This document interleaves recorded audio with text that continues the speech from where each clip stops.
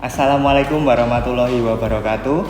Perkenalkan, nama saya Muhammad Haidar Fatih Mumtaza dari Prodi PBSI UNY. Dan pada kesempatan kali ini saya akan melakukan wawancara dengan narasumber yang berkompeten di bidang desain komunikasi visual, yaitu Ibu Viani Nur Aji Pangestuti. Selamat pagi, Bu. Selamat pagi, Mas Haidar. Nah, wawancara kali ini akan membahas tentang perkembangan teknologi artificial intelligence atau yang sering kita kenal dengan AI. Selamat pagi, Bu Viani. Selamat pagi, Mas Haidar. Gimana kabarnya? Alhamdulillah sehat, baik. Nah, langsung saja ya, Bu. Jadi begini, Bu Vi. Belakangan ini kan teknologi AI seperti ChatGPT, Midjourney, Canva AI, dan Adobe Firefly itu kan semakin sering digunakan dalam dunia kreatif. Nah, menurut Bu Viani sendiri, bagaimana pengaruh perkembangan AI ini terhadap dunia desain, fotografi, dan videografi? Sebenarnya pengaruh perkembangan AI ini sangat ada seperti mata pisau ya, ada dua sisi. Satu sisi memang dia bermanfaat untuk membantu mengembangkan kreativitas dan juga ide-ide dari siswa-siswi. Yang kedua, ada juga hal negatifnya itu bisa malah mengurangi kreativitas, mengurangi effort untuk berjuang, kayak gitu. Itu. Nah, karena AI ini mampu membuat desain grafis, ilustrasi, bahkan editing visual itu jadi instan gitu ya, Bu. Kan banyak orang mulai khawatir kreativitas manusia akan tergantikan. Nah, menurut Bu Viani sendiri, apakah AI ini benar-benar bisa menggantikan peran kreator atau justru hanya menjadi alat bantu saja? Kalau menurut saya sebagai kadang juga pengguna AI ya, baik secara teks maupun gambar maupun video, AI itu tidak akan bisa bekerja tanpa manusia juga. Gitu. AI juga tidak akan bekerja tanpa adanya konsep yang memang diperintahkan oleh manusia. Jadi AI itu dia itu bisa melakukan semuanya, tapi tanpa suruhan, tanpa adanya ide kreatif, tanpa adanya perintah ataupun yang kita sebut prompt gitu ya, dia nggak bisa ngapa-ngapain juga gitu. Ya udah, dia cuman ketika dibuka misalnya ChatGPT gitu ya, yang berbasis teks gitu, dia cuma akan nanya apa yang akan kamu tanyakan hari ini gitu. Kalau kita nggak ngetik apa-apa kan dia juga nggak kerja gitu ya. Nah itu dia akan hanya membantu meningkatkan atau memperluas atau mengembangkan kreativitas dari manusia itu sendiri. Jadi jika AI ini semakin berkembang dan mampu menghasilkan karya secara instan itu ya, Bu, tentu kan persaingan di industri kreatif itu juga ikut berubah. Menurut Bu Viani, kemampuan apa yang paling penting yang harus dimiliki oleh siswa DKV agar tetap relevan? Yang harus dimiliki adalah memunculkan ide konsep, berpikir kritis dan juga problem solver untuk masalah. Gitu. Sekali lagi, AI tidak akan bekerja tanpa manusia, tidak akan bekerja tanpa kita memberikan ide konsep ke dia, tidak akan bekerja tanpa kita mengetikkan prompt ke dia. Gitu. Jadi memang dari awalnya adalah konsep dari manusia itu sendiri, ide kreatif dari manusia itu sendiri. Baru nanti dia akan memberikan saran, akan memberikan mungkin inspirasi, akan memberikan mungkin juga hasil jadi. Tapi kan itu berawal dari ide kreatif dari manusia itu sendiri. Dan itu perlu latihan juga, tidak bisa serta-merta siswa itu punya tiba-tiba dia langsung bisa kreatif ini itu dan sebagainya, enggak. Tapi memang harus banyak referensi, harus banyak latihan, harus banyak melihat dan membaca. Gitu. Nah, saat ini kan banyak siswa yang menggunakan AI tentunya, Bu. Nah, untuk mencari ide desain, membuat konsep, bahkan menyusun editingnya itu secara otomatis. Bagaimana pandangan Bu Viani sendiri terhadap penggunaan AI dalam proses belajar ini, Bu? Sebenarnya dalam proses belajar itu kita menjembatani, istilahnya mungkin nanti yang lain gitu ya, mengajarkan siswa bahwa tidak semuanya itu instan dikerjakan oleh AI, kayak gitu. Jadi mereka harus tahu dulu konsepnya apa. Mereka harus tahu dulu ilmu dasar dari desain itu apa. Tanpa itu kan mereka nggak akan tahu misalnya teksnya harus ada garis tepi, garis tepinya itu apa sih namanya kalau di teknis gitu kan. Oh kontur, terus misalnya dikasih bayangan itu apa sih di keteknisan apa ilmu dasarnya desain itu apa sih. Oh terus misalnya di prinsip desain itu kan ada keseimbangan, ada repetisi. Nah tanpa itu semua, tanpa ilmu dasar itu semua, kita sulit juga untuk mengkonsep perintah ke AI kayak gitu. Sehingga siswa itu boleh silahkan pakai AI memang untuk mempermudah, untuk mempercepat gitu ya, tapi dia juga harus tahu dasar ilmunya dulu seperti apa di DKV. Tapi di sisi lain itu penggunaan AI yang terlalu sering kan juga dianggap dapat membuat siswa menjadi kurang eksploratif dan berpikir kritis gitu ya Bu. Betul. Nah, menurut Bu Viani, apakah AI ini berpotensi menurunkan kreativitas dan orisinalitas karya siswa, Bu? Kalau menurunkan apa tadi kreativitas? Iya, dan orisinalitas. Kalau menurunkan kreativitas bisa iya, bisa enggak. Cuman memang kreativitas itu enggak serta-merta menurunkan sih. Karena kreativitas itu memang dari sifat kita manusia itu sendiri ya. AI itu nggak kreatif sebenarnya. Yang kreatif itu adalah kita yang memberikan prompt, kita yang memberikan perintah ke dia ya kan, sehingga hasil AI yang keren-keren dan sebagainya itu ya memang dia hasil dari pemikiran orang-orang kreatif kayak gitu. Contohnya deh, misalnya kita ada sosial media di thread gitu ya. Di thread itu misalnya dia pasang foto foto wedding tapi kurang sesuai gitu. Ada yang nggak yang bisa ngeditin fotoku bisa lebih baik gitu-gini misalnya. Terus ada tuh beberapa orang yang memang mengirimkan fotonya diedit menggunakan AI sesuai dengan keinginan orang tersebut. Jadi ada juga yang dibikin lelucon gitu.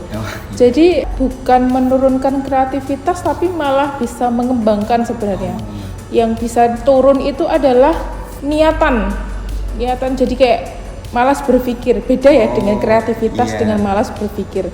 Kalau kreativitas itu kita bisa latih, kita bisa tingkatkan dan sebagainya. Cuman kalau malas berpikir, sebenarnya kamu kreatif nih Haidar, kreatif dan sebagainya. Kalau udah mengerjakan sesuatu tuh on point gitu ya. Cuman ketika sedang malas dan lain-lain itu sudah beda cerita gitu. Jadi lebih ke membuat malas. Membuat malas. Iya. AI membuat malas. Okay. Iya. Nah, karena AI ini kan dapat menghasilkan karya dengan cepat kan Bu. Dan muncul juga nih perdebatan mengenai nilai keaslian sebuah karya. Menurut Bu Viani, apakah karya yang dibuat dengan bantuan AI itu masih bisa dianggap sebagai karya yang original, Bu? Sebenarnya original itu kan merujuk kepada pemikiran pribadi dari seseorang, dari karakter orang itu, hasil karyanya ya, memiliki karakter apa, habis itu ide kreatifnya seperti apa, itu adalah originalnya orang gitu ya. Dan ketika original itu diletakkan di AI dan menghasilkan suatu karya yang memang itu mencerminkan karakter karyanya dari orang tersebut, itu tetap bisa dikatakan sebagai original. Karena itu lahir dari pemikirannya sendiri gitu. Berbeda dengan ketika meniru. Terus habis itu promptnya apa, saya copy. Nah, itu sudah beda, sudah nggak original lagi. Tapi ketika lahir dari sendiri kemudian diletakkan di AI, dikembangkan di AI, itu bisa menjadi karya yang original. Nah, kan selain mempermudah pekerjaan nih, AI kan juga mulai digunakan oleh perusahaan dan industri kreatif ya Bu, untuk menekan waktu dan biaya. Bagaimana pandangan Bu Viani terhadap dampak AI bagi peluang kerja lulusan DKV di masa depan? Dampaknya ya. Iya, dampak bagi lulusannya. Itu harus memaksa kita mengikuti perkembangan teknologi, mau nggak mau ya. Dengan adanya AI ini bukan berarti kita harus lawan, karena AI ini adalah giga daya ya. Ini kan sudah mendunia, siapapun di dunia ini pasti sudah mengenal AI. Kalau kita mau lawan, kita ini siapa gitu. Jadi mau nggak mau kita harus mengikuti, harus beradaptasi juga, sehingga di industri itu muncullah pekerjaan-pekerjaan yang memang sesuai dengan AI. Misalnya kayak scripter. Nah, grafis scripter itu yaitu tadi muncul dari kreativitas desain grafisnya itu mau bikin apa, baru kita bikin perintahnya, kita bikin promptnya gitu. Nah, tanpa ada pemikiran dari desain grafis, tanpa ada kreativitas itu kan nggak bisa AI-nya bikin juga kayak gitu. Nah, kemudian kemarin juga ada industri yang kerjasama dengan sekolah memang memberitahukan bahwa sekarang industri terutama di bidang misalnya 3D gitu ya, itu sudah banyak menggunakan AI mau nggak mau karena tuntutan deadline dan sebagainya gitu. Tapi ya memang itu pun diperbolehkan oleh industri gitu, selama memang itu hasil dari pemikiran sendiri, pemikiran yang mewakili industrinya atau perusahaannya seperti itu.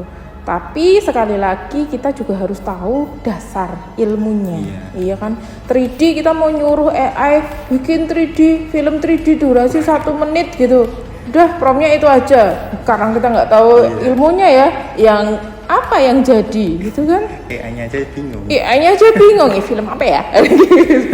Cuman suruh buat film. Iya. Oke, nah melihat perkembangan AI ini yang sangat cepat sekali ya Bu, dan dunia pendidikan tentu perlu menyesuaikan metode pembelajarannya. Nah menurut Bu Viani, apakah pembelajaran di DKV saat ini sudah siap untuk menghadapi perkembangan teknologi AI Bu? Siap nggak siap memang harus dipersiapkan ya, tapi memang belum 100% karena kita harus menyesuaikan dengan kurikulum yang ada, menyesuaikan dengan capaian pembelajaran yang ada di sekarang gitu ya. Sehingga pasti guru itu mempersiapkan juga AI tersebut ke dalam pembelajaran, cuman memang belum 100% dan tidak semuanya memang bisa dilakukan oleh AI gitu. Nah saat ini kan banyak orang beranggapan bahwa AI ini adalah ancaman bagi profesi kita itu sebagai lulusan DKV, termasuk desainer, editor, dan fotografer juga. Nah, apakah Bu Viani setuju dengan pandangan tersebut? Enggak sih. Ya awalnya sih iya. Awalnya iya. Karena memang dulu kan boomingnya AI adalah AI bisa bikin desain ini, AI bisa bikin foto ini ya kan. Bahkan perkembangan AI sekarang realistis dan agak sulit dibedakan ya kan, kalau benar-benar enggak teliti banget gitu. Sehingga itu lagi kembali ke kita harus adaptasi. Kita harus sering melihat perkembangan apa yang memang sedang dipakai saat ini, sehingga ada profesi-profesi yang memang mengarah ke AI seperti grafis scripter, kemudian ada mungkin 3D modeling tapi sudah mengarah ke AI kayak gitu di bidang DKV ya. Terus kemudian ada edit foto yang menggunakan AI, tapi kan basic fotografinya memang harus orang yang paham dulu sebelum bisa memerintah AI kayak gitu. Jadi sekarang perusahaan-perusahaan seperti itu sih, industri memang kalau bisa AI kenapa enggak gitu. Itu kan membantu, mempermudah kita dalam pekerjaan. Jadi anggaplah dia bukan ancaman tapi pembantu kita.